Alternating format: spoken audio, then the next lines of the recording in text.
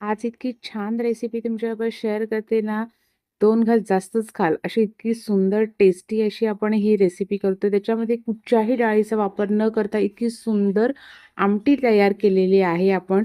इतकी टेस्टी अशी आमटी ही तयार होते. त्याच्यामुळे व्हिडिओ शेवटपर्यंत बघा, अजिबात स्किप करू नका. चला तर मग वेळ न घालवता आपल्या रेसिपीला सुरुवात करूया.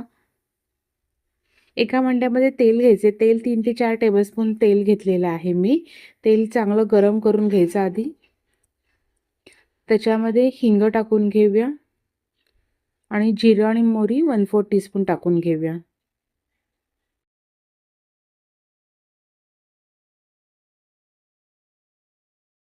हिंग आणि मोहरी छानपैकी गरम झाले, जिरं वगैरे सगळं गरम झालं, की त्याच्यामध्ये 10-12 कढीपत्त्याची पानं टाकून घेतलेली आहेत आणि त्याच्यामध्ये एक कांदा बारीक चिरून आणि एक छोटा टोमॅटो, टोमॅटो मोठा असेल तर अर्धाच घ्या, नाहीतर एक छोटा टोमॅटो, दोन्ही पण एक जितकं बारीक चिरता येईल तेवढं चांगलं छानपैकी बारीक चिरून आपण त्याच्यामध्ये टाकून घ्यायचं आहे. आणि आपण तेलावरती छानपैकी कांदा टोमॅटो असं परतवून घेऊया व्यवस्थित. एकदम छानपैकी मऊ झाला पाहिजे तो.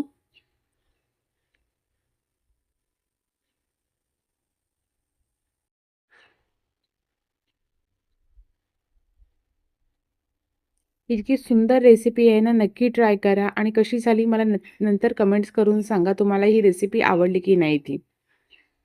आता आपण ह्याच्यामध्ये टाकायचं आहे चवीनुसार मीठ, म्हणजे कांदा टोमॅटो अजून लवकर नरम होऊ शकतो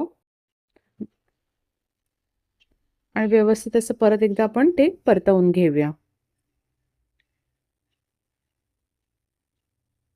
आता इथे आपल्याला घ्यायचं आहे अ, कांदा, खोबरं, लसूण ह्याचं जे वाटण तयार केलेलं असतं, जे मी तुम्हाला प्रत्येक वेळेला सांगते, की हे वाटण आपल्या घरात नेहमी पाहिजे. ह्याची रेसिपीसुद्धा आपल्या चॅनलवरती आहे. तुम्ही तिथे बघू शकता. इथे मी साधारण 3 चमचे ते वाटण घेतलेलं आहे. छोटे 3 चमचे वाटण घेतलेलं आहे. म्हणजे पाववाटी तरी ते वाटण होईल आपलं. ते आपण ह्याच्यामध्ये टाकून घेतलेलं आहे आणि छानपैकी ते परत एकदा ह्याच्यामध्ये परतवून घेऊया. छान त्याचा असा जो कच्चटपणा वगैरे असेल तो सगळा घालवूया. एक 5 मिनिटं ते छानपैकी असं आपण ते परतवून घेऊया.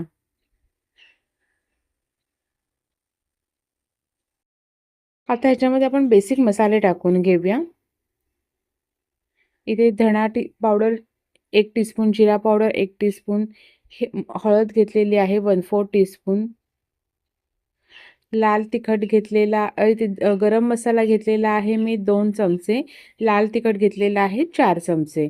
कारण का थोडंसं स्पायसीनेस आपल्याला त्याच्यामध्ये पाहिजे, त्याच्यामुळे इथे 4 चमचे लाल तिखट घेतलेलं आहे, 2 चमचे गरम मसाला घेतलेला आहे आणि छानपैकी सगळं परतवून घेऊया. आता मसाला आपल्याला शिजला पाहिजे, त्याच्यामुळे थोडंसं अगदी 1-2 चमचा म्हटलं तरी चालेल, आपण त्याच्यामध्ये पाणी टाकून घेतलेलं आहे आणि परत एकदा सगळं मिक्स करून आपले मसाले एक 5 मिनिटं आपण ते शिजवून घ्यायचे आहेत.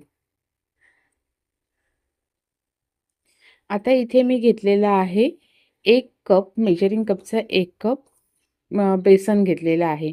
बेसन म्हणजे चणा डाळीचं पीठ, हरभऱ्याचं पीठ म्हटलं तरी सुद्धा चालेल. आपण ते छानपैकी खमंग असं आपल्या ह्या कांद्याच्या मसाल्यामध्ये परतवून घेऊया. ह्याने जी टेस्ट येणार आहे ना आणि आपल्या पुऱ्या आमटीचा खरा हिरो हे बेसन आहे. त्यामुळे खूप सुंदर लागते ही आमटी. त्यामुळे ही बेसनाची आमटी नक्की ट्राय करा.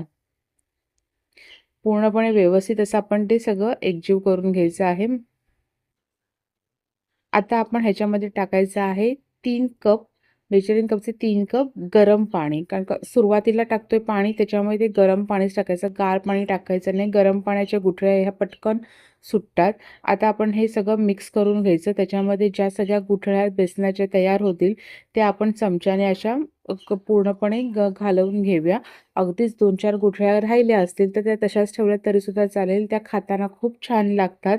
त्याच्यामुळे अशा पद्धतीने जितकं होईल तेवढ्या सगळ्या आपण त्याच्यातल्या गुठळ्या ह्या काढून घ्यायच्या. एकदम लो फ्लेमवरती ही रेसिपी करायची, म्हणजे गुठळ्या घालवताना आपल्याला आपली रेसिपी ही पदार्थ करपतसुद्धा नाही, पटकन म्हणजे असं घट्ट अजून होत नाही. एकदम मीडियम फ्लेमवरती पण नाही, अगदी लो फ्लेमवरती आपल्याला ते व्यवस्थित असं आपण ते सगळ्या गुठळ्या त्या काढून घ्यायच्या आणि त्या गुठळ्या काढता काढता हळूहळू आपलं आमटी ही शिजते सुद्धा आहे. आता अशा पद्धतीने मी सगळ्या गुठळ्या काढल्या, थोड्याशा गुठळ्या कुठेतरी राहिल्यात. आता आपण त्याच्यामध्ये पूर्ण गुठळ्या काढल्यानंतर एक चांगली उकळी काढून घ्यायची आहे. त्यासाठी आपल्याला परत एकदा पाणी लागेल, कारण का 3 कप पाणी आपण ऑलरेडी टाकलेलं आहे. पण बेसन जसं पाण्यामध्ये मिक्स झाल्यानंतर त्याला घट्टपणा येत जातो. जसं शिजत जातं तसं त्याला घट्टपणा येत जातो. पण आपल्याला आमटी करायची म्हटल्यानंतर आपण अजून त्याच्यामध्ये 3 कप म्हणजे टोटल मला इथे 6 कप पाणी लागलेलं आहे.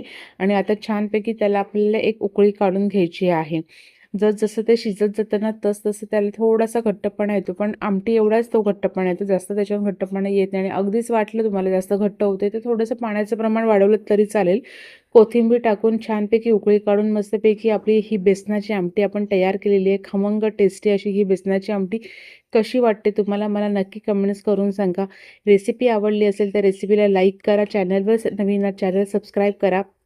आणि अशा नवीन नवीन रेसिपी तुमच्यापर्यंत आधी पोहोचण्यासाठी सोबत बेल आयकॉन दाबायला सुद्धा विसरू नका. चला तर ही बेसनाची आमटी कशी वाटली मला नक्की कमेंट्स करा आणि नवीन रेसिपीसोबत पुन्हा एकदा भेटूया. थँक्यू.